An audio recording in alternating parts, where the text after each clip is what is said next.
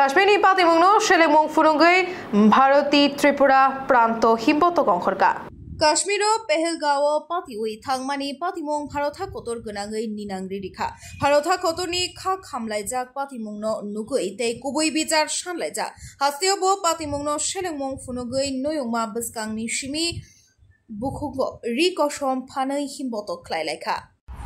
আমরা ত্রিপুরা সংস্কার ভারতীর প্রান্তের পক্ষ থেকে আজ সবাই এই প্রতিবাদ সভায় জমায়েত হয়েছি। আমরা এই মুহূর্তে রাজবাড়ির সামনে রয়েছি। আমরা জানি গত 22শে এপ্রিল মঙ্গলবার কি নারকীয় ঘটনা ঘটেছিল কাশ্মীরের সেই পেহেলগাঁও অঞ্চলে, যাকে মিনি সুইজারল্যান্ড ভেবে হাজার হাজার পর্যটক বিভিন্ন জায়গা থেকে ছুটে এসেছে এই প্রকৃতির মধ্যে নিজেদেরকে একটু আনন্দ উপভোগ করার জন্য।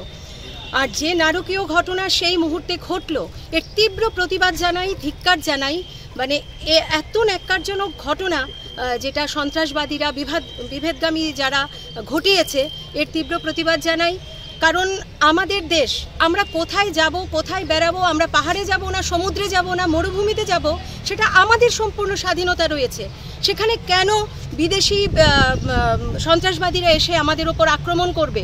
আর যে সমস্ত মিডিয়ার জায়গায় আমরা যে সমস্ত কথাগুলো শুনে এসেছি, যে নাম ধরে ধরে জিজ্ঞেস করে করে হিন্দু না কি, সেগুলো জেনে জেনে যেভাবে আক্রমণ চালিয়েছে, তার তীব্র প্রতিবাদ জানাই আমরা। এই নারকীয় ঘটনার একটা কিছু হোক, একটা কিছু বিহিত হোক।